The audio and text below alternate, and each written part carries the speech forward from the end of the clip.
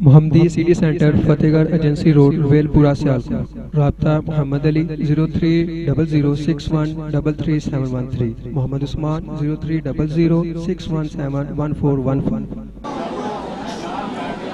السلام علیکم ورحمۃ اللہ وبرکاتہ۔ نحمدہ ونصلی علی رسولہ الکریم۔ اعوذ باللہ السمیع العلیم من الشیطان الرجیم۔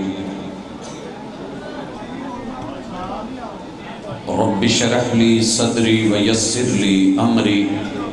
واحلل عقدۃ من لسانی یفقہوا قولی۔ احباب ذی وقار،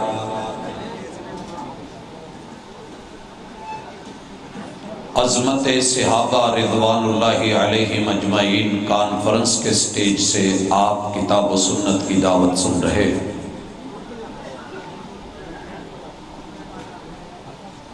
رات کے اس پہر جن ناموس ہستیوں کا تذکرہ میرے ذمہ لگا، میں نے ان میں سے جن کا انتخاب کیا ہے انتہائی اختصار کے ساتھ اشارہ کروں گا۔ ان کی زندگیوں کی تفصیلات مزید آپ خود پڑھیں گے۔ ہونا یہ چاہیے کہ جتنے بھی علماء کرام اس کانفرنس میں تشریف لائیں، ان کے ذمہ ہر سال ترتیب کے ساتھ 1,00,000 صحابہ کرام رضوان اللہ علیہم اجمعین کے نام ترتیب سے دے دیے جائیں، اور اللہ اتنے ہی سال قیامت کو لیٹ کر دے۔ مشکل نہیں ہے، ارادہ ہو اور پھر ان کی زندگیاں پڑھ کے عمل کرنے کا عزم لے کے جب ہم میدان میں اتریں گے تو کھوئی ہوئی ہماری عزت اور آبرو اور ہمارا وہ عروج انشاءاللہ واپس لوٹے گا۔ تمہید لمبی نہیں کرنا چاہتا، میں نے صرف 4 ہستیوں کا انتخاب کیا ہے جن صحابہ کا نام میرے محبوب کے نام پر محمد تھا۔ ان میں سے ایک وہ ہیں کہ جو زمانہ جاہلیت میں سب سے پہلے جن کا نام محمد رکھا گیا اور وہ آپ کی بعثت سے 22 برس پہلے پیدا ہوئے۔ دوسرے وہ ہیں کہ اسلام میں سب سے پہلے جن کا نام محبوب علیہ السلام کے نام پہ محمد رکھا گیا، اور انہیں یہ اعزاز ملا کہ وہ اسلام کے اندر پہلے محمد کہلائے۔ اور تیسرے وہ ہیں کہ جن کو یہ شرف مہاجرین میں سب سے پہلے ملا، اور چوتھے وہ ہیں جن کو یہ شرف کہ آپ کے نام پر نام بھی ہے اور عصر صحبت بھی ہے اور یہ شرف ملا، چوتھے وہ ہیں۔ حضرات، اختصار مد نظر رکھ کے پہلے نمبر پہ محمد بن مسلمہ رضی اللہ تعالی عنہ، یہ رسول اللہ صلی اللہ علیہ وسلم کے وہ صحابی ہیں جن کا نام اسلام سے پہلے ہی محمد تھا، اور یہ جس قدر خوبصورت اسلام کے مالک بنے، ان میں یہ پہلو بھی مد نظر رکھا جائے کہ انہوں نے آپ علیہ السلام کے ساتھ میجر غزوات میں شرکت کی ہے سوائے تبوک کے، اور تبوک میں جب گئے تو محبوب نے انہیں مدینے کا گورنر بنا کے خلیفہ بنا کے اپنے پیچھے چھوڑا تھا، اور اسی طریقے سے جناب عمر رضی اللہ تعالی عنہ نے انہیں بیت المال کا زکوٰۃ کے حوالے سے چیئرمین بنایا ہوا تھا، اور دور فاروقی کے یہ CID کے آفیسر تھے۔ جو بھی معلومات لینی ہوتی ان کے ذریعے اور جو بھی کام کروانا ہوتا، مثال کے طور پہ جب یہ خبر ملی کہ کوفہ میں وہاں کے گورنر نے جناب سعد نے ابن ابی وقاص نے ایک محل بنایا ہے اور اس کے مین گیٹ کے اوپر بواب بٹھا دیا ہے، اور آنے جانے والوں کے لیے تھوڑی بہت جو ہے وہ پرابلم ہوتی ہے، یہاں سے انہیں روانہ کیا گیا اور حکم دیا کہ جا کر کے اگر دروازہ لگا ہوا ہو خبر صحیح ہے تو اس دروازے کو ختم کر دینا۔ یہ جناب محمد ابن مسلمہ تھے، گئے دروازہ دیکھا، اور یہ ہے اسلامی حکومت، اور یہ ہے صحبت، یہ ہے نظام، یہ ہے سسٹم، اور یہ ہے زندگیاں، اور یہ ہے طرز بندگیاں۔ حضرات گورنر کے لگے ہوئے دروازے کو جا کر کے امیر المومنین کا فیصلہ سنا کے جب آگ لگائی تو دنیا کا وہ منظر دیکھنے والا تھا۔ حضرات یہ وہ ہیں جو کعب بن اشرف یہودی کو رسول اللہ صلی اللہ علیہ وسلم کے حکم پر جو ہے کیفر کردار تک پہنچانے والے گروپ میں بھی شامل تھے۔ میرے ساتھ دوسرے نمبر پہ جو اسلام کے اندر سب سے پہلے جن کو یہ شرف ملا کہ ان کا نام محمد ہے، وہ محمد ابن حاتب ابن حارث ہیں، قریشی ہیں، اور ان کے والدین نے ہجرت کی، اور ہجرت کے دوران ہی یہ کشتی کے اندر حبشہ کی طرف جاتے ہوئے پیدا ہوئے، اور والد اللہ کو پیارے ہو گئے۔ ماں لے کے محبوب علیہ السلام کے پاس آئی اور کہا محبوب میرا بیٹا جل گیا ہے، اس کو دم بھی کر دیجئے، برکت کی دعا بھی کر دیجئے، اور صحت اور عافیت کے لیے بھی۔ تو محبوب علیہ السلام نے دعائیں بھی فرمائیں، دم بھی کیا، اور پھر اس کے بعد یہ وہ صحابی ہیں کہتے ہیں کہ محبوب نے مجھے تلوار دی اور کہا جو رب سے شرک کرے اس سے لڑنا، مشرکین کی گردنیں اتارنا، تیری تلوار کفر کے خلاف نکلے، لیکن جب مسلمان خود میں لڑنے لگے اس تلوار کو کسی پتھر پہ رکھ کے توڑ دینا، کسی مسلمان کے خلاف استعمال نہ کرنا۔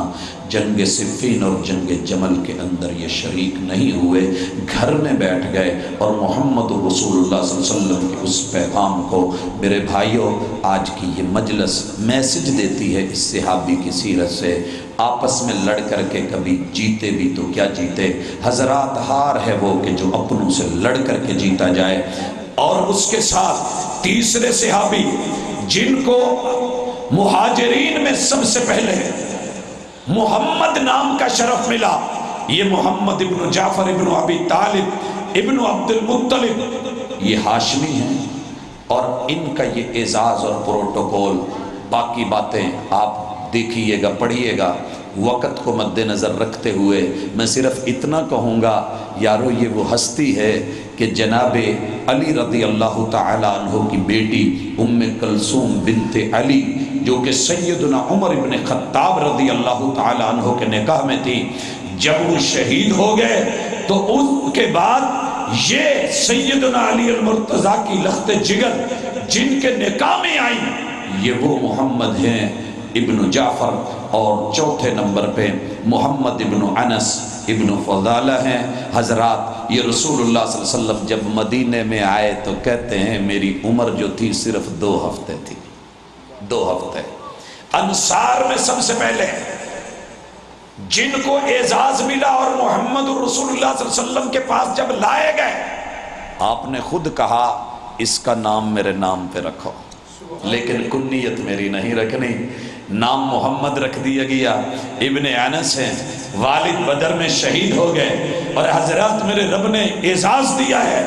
یہ اور ان کے بیٹے بھی صحابہ ہیں، بیٹے عبداللہ بھی صحابی، بیٹے عبد الرحمن بھی صحابی، بیٹے عمر بھی صحابی، بیٹے سعد بھی صحابی، اور یہ خانوادہ اس طریقے سے بڑھتا چلتا رہا کہتے ہیں میں محبوب کے پاس جب آیا، ان کے بیٹے یونس کا بیان ہے کہ میرے بابا کے سر پہ جہاں محبوب نے ہاتھ رکھ کے برکت کی دعا کی تھی نا، میرے باپ بوڑھے ہو گئے، عمر بہت زیادہ ہو گئی، سارے جسم کے بال سفید ہو گئے، لیکن وہ جگہ سفید نہیں ہوئی جہاں محبوب نے ہاتھ رکھا تھا۔ حضرات یہ عزتیں، یہ آبرو ہیں، اور یہ وہ ہستی ہیں کہ جن کو اللہ اکبر، میں ایک روایت کے ساتھ بات کو سمیٹ رہا ہوں۔ آقا علیہ السلام کے بارے میں کہتے ہیں،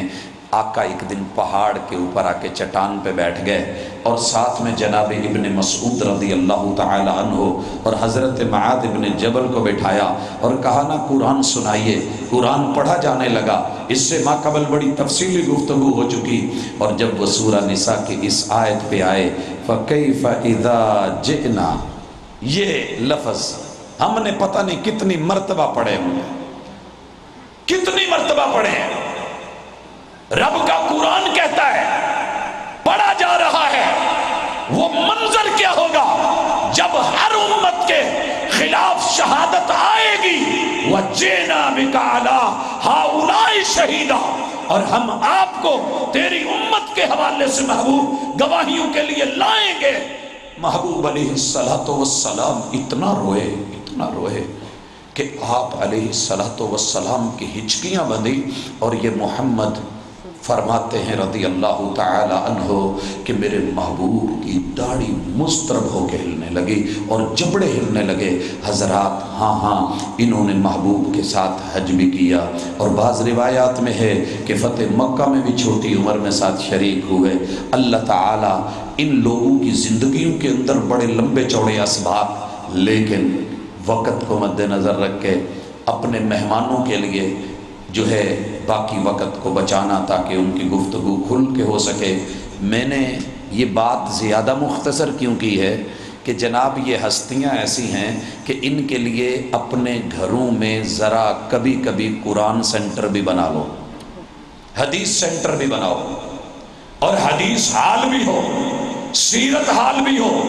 اور تراجم صحابہ کا بھی پورشن موجود ہو۔ میں بڑے لمبے چوڑے وعدے نہیں لینا چاہتا، اللہ نے جتنی ہمت دی ہے اس ہمت کے مطابق آپ کے گھر میں جہاں قرآن ہے وہاں حدیث پاک بھی ہونی چاہیے، اس کی بھی تلاوت ہو، اور اللہ ہمت دے تو سیرت کی کتابیں بھی رکھو، اور ساتھ میں اصحاب رسول صلی اللہ علیہ وسلم۔ آج کانفرنس میں آنے والا ہر بھائی، ہر بیٹا، ہر بہن اگر ارادہ کر لے اور دل میں رب سے وعدہ کر لے کہ میں نے گھر میں سے بھالو بھیا کو نکال کر کے یہ جتنے کارٹون وارٹون ڈالے ہوئے ہیں نا ان کو ختم کر کے میں نے کتاب کلچر لانا ہے، تو یہ حیات صحابہ کے درخشندہ پہلو ایک ایک پل زندگی کا ہمارے سامنے آئے گا۔ تراجم آئیں گے، سیرتیں آئیں گی، عزتیں آبروئیں آئیں گی، اتباع اور محمد الرسول صلی اللہ علیہ وسلم کی پیروی آئے گی۔ یہ وہ کردار ہیں حضرات جو اندھیروں میں چمکتے ہیں، یہ زمین کے ستارے، ان کو گھروں میں لے کے آئیے، گھر جگمگ کرے۔ اگر حال میں لگی ہوئی اوپر چھت پہ چند لائٹیں اسے خوشنما بناتی ہیں، تو جن گھروں میں یہ میرے محبوب کے چاند جیسے چہرے کے گرد سیرت اور کردار کے ساتھ چمکنے والے کردار ہوں گے، ان کی روشنیوں سے جب ہم مستنیر ہوں گے تو یقیناً ایک ماحول پیدا ہوگا جو ہم چاہتے ہیں۔ اللہ تعالیٰ عمل کی توفیق دے۔ اقول قولی ھذا وآخر دعوانا ان الحمد للہ رب العالمین۔